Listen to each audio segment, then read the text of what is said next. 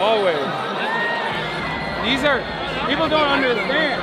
They keep telling me like, oh, have you seen these ladies?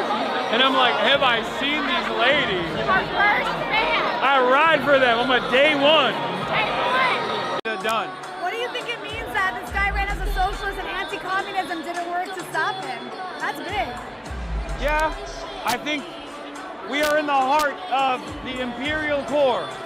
This is the country that defeated the USSR, unfortunately. And the reality of the matter is, there's a lot of antagonism. There's no class consciousness in the United States of America. It's one of the things that I try to address every day with my commentary. And I will say this, the conditions have deteriorated so much that everyday Americans, in spite of their lack of class consciousness, are finally arriving at the conclusion that perhaps there is an alternative out there. There is an alternative that focuses on them as opposed to the interests of the billionaires and the millionaires. It works, right?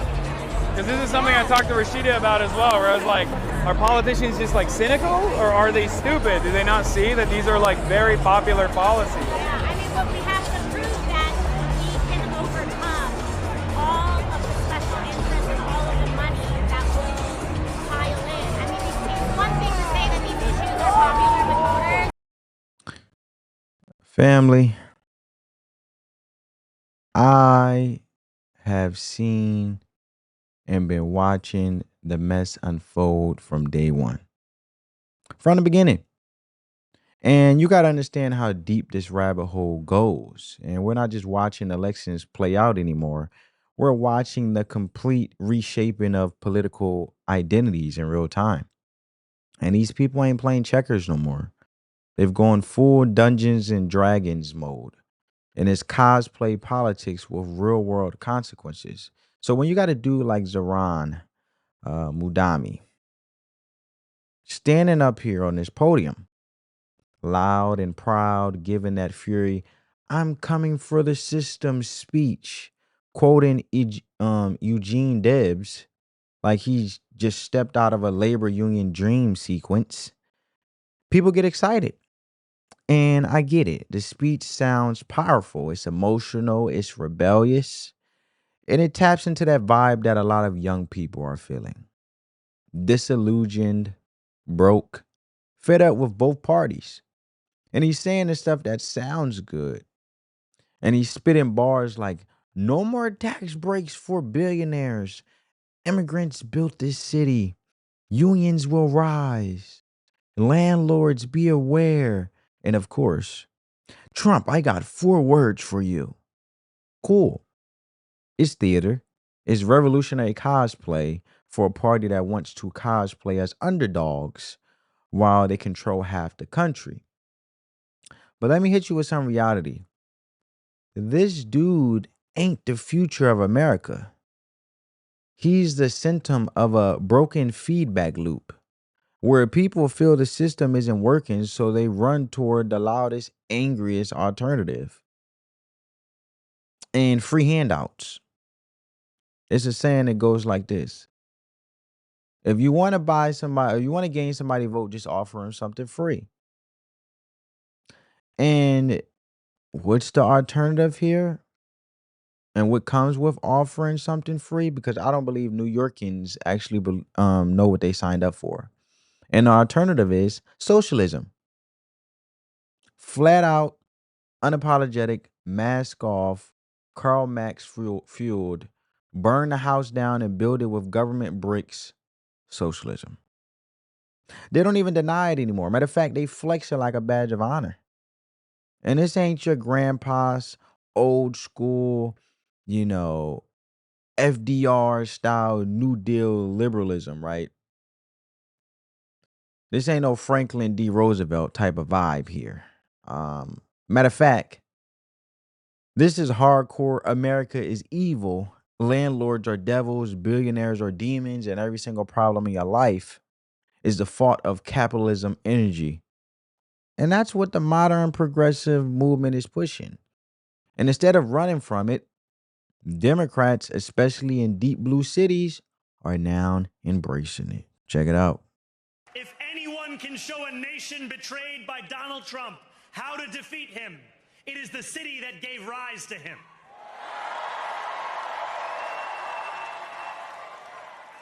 And if there is any way to terrify a despot, it is by dismantling the very conditions that allowed him to accumulate power. This is not only how we stop Trump, it's how we stop the next one.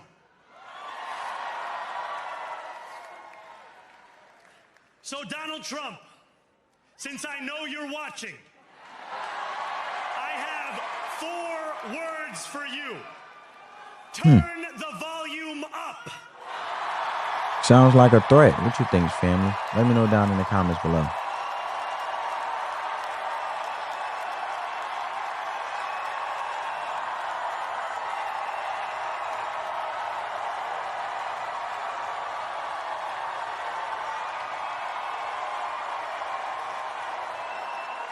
We will hold bad landlords to account because the Donald Trumps of our city have grown far too comfortable taking advantage of their tenants.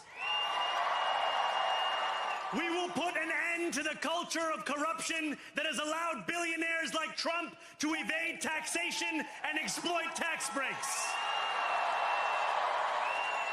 We will stand alongside unions and expand labor protections because we know, just as Donald Trump does, that when working people have ironclad rights, the bosses who seek to extort them become very small indeed. New York will remain a city of immigrants, a city built by immigrants, powered by immigrants, and as of tonight, led by an immigrant.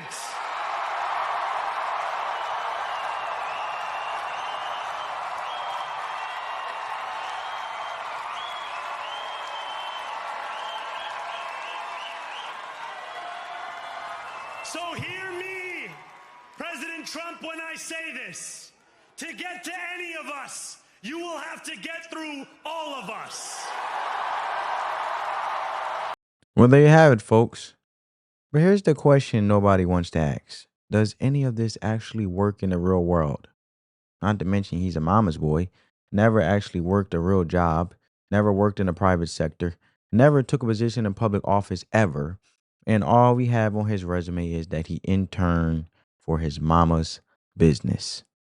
Mama's boy has been handing everything. So how can someone be so realistic and come off so realistic as if they know the ins and outs and the struggle of the working class people if he's not even part of the working class people? He's a mama's boy. He has everything handed to him. So how can you vouch for people if you don't even understand what they go through because you never actually been out there in the field with working class people and being part of the working class people and actually work towards anything besides being handed money and handle things on a silver platter, but never build a business or anything from the ground up? You know, I just find it interesting that he's trying to stand up for people, that the working class people, but he never worked for nothing. But does this actually really work? Like I said, because do these policies, rent control, bloated government programs, wealth redistribution, pushing the people who create jobs actually lead to a better life for working class people? Or does it sound good until the city falls apart? Because the track record, not looking too hot. Let's talk results. Look at Chicago. History teacher Brandon Johnson. Mayor Brandon Johnson, the worst mayor in American history, came in there after Lori Lightfoot and somehow managed to be even wilder. Even wilder. He ran the same progressive socialist campaign. And what happened? Crime's up. Businesses are dipping. Tax base crumbling. Working people fleeing. And the very folks he claimed he was fighting for, the working class people, yeah, they're packing up and leaving. Look at New York. It's turning into a blueprint for an urban collapse. People can't afford rent. The city is hemorrhaging wealth. And now you got politicians standing on podiums proudly declaring war on anyone who owns anything. But here's the part people keep missing. This whole strategy works only in blue cities and states. That's the key. So the victories are happening in places where the population already leans progressive, where the media environment is 90% echo chamber, and where opposing voices get drowned out by activism and algorithms. Not to mention that, there's a saying as it goes, if you want to gain somebody vote, then offer them something free. That's what he's doing, basically. If you want to gain the vote, offer free. So the individuals who voted for him want handouts.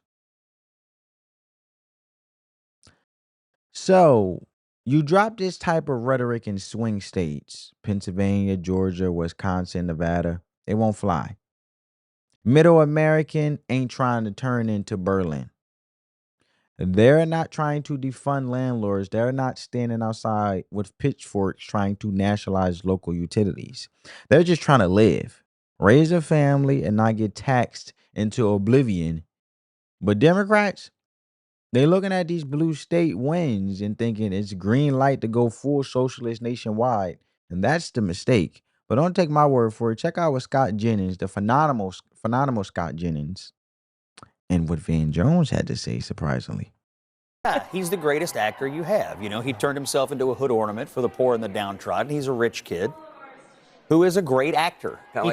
He play acts. Yeah, I'll tell you what. I can understand why. I can I'm understand just why saying. you'd be leery of an actor in politics. I'm just saying, there's no other obvious Democrat.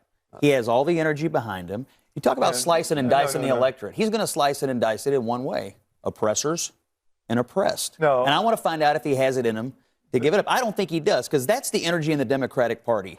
It's oppressors and oppressed. No. That's why the Jews in this city feel scared, because they know he has labeled them as the oppressors. Well, That's why people who create jobs in New York City are leery, because he labels them the oppressors. That is the worldview of the energy of this campaign, and it's also the That's not worldview of the- the energy of Democratic primaries across this country. Friends of this speech.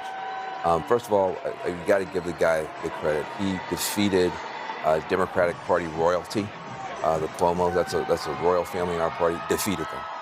Defeated the oligarchs and rich folks who jumped in to try to stop him, and then defeated Donald Trump. So the triumphalism that you see there is earned. A year ago, nobody ever heard of the guy.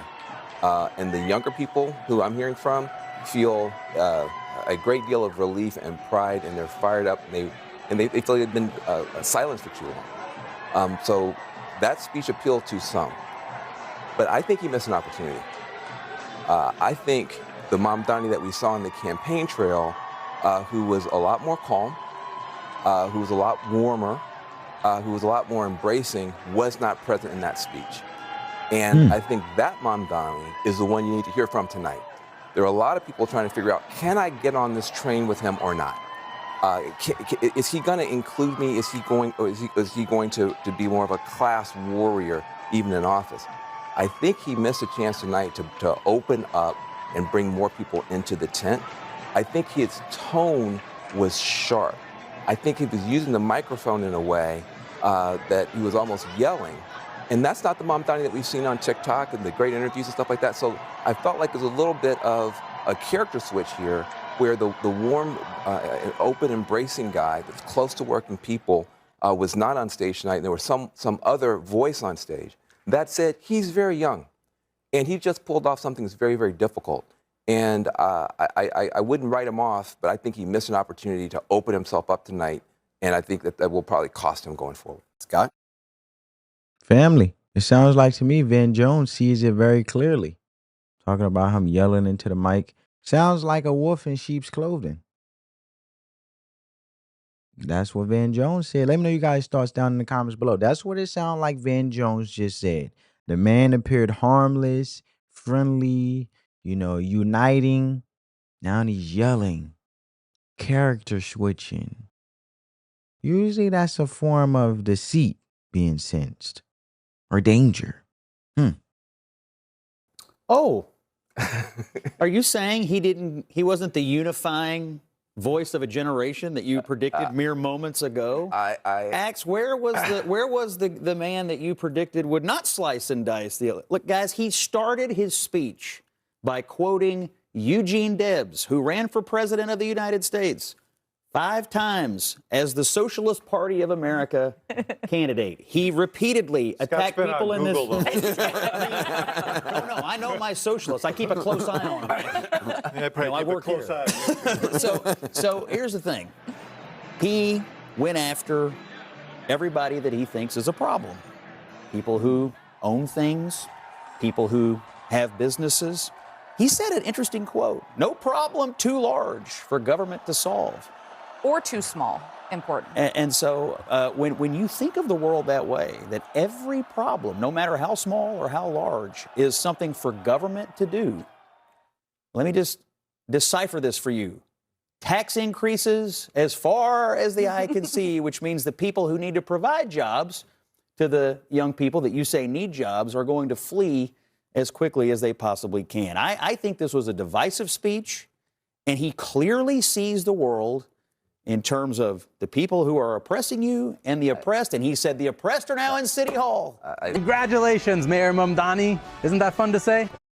Before we get to that part, Scott Jennings is right. Scott Jennings is right. Now, I want to make something clear, okay? This ain't about whether some of these ideas sound good in theory. We all want better health care. We all want affordable housing. We all want workers to have rights and opportunities. But what these people are proposing isn't reform. It's complete overhaul, a rejection of the capitalist system, a belief that government should run everything and own everything, and that no one should be richer or more successful than anyone else. And that's not leveling the playing field. That's burning down the whole stadium. So when you hear the media celebrate these wins like this guy. Congratulations, Mayor Mamdani. Isn't that fun to say? Zoran just proved that it doesn't matter how much money they throw at you.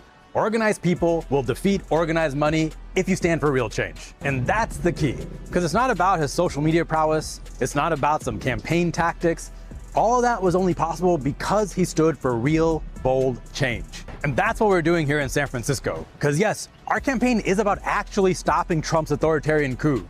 But it's about more than that. This is a campaign about finally guaranteeing healthcare as a human right to everybody. It's about getting rents and costs down in our housing by building millions of units of affordable housing all across the country. It's about creating public power in San Francisco and kicking PG&E out of our city.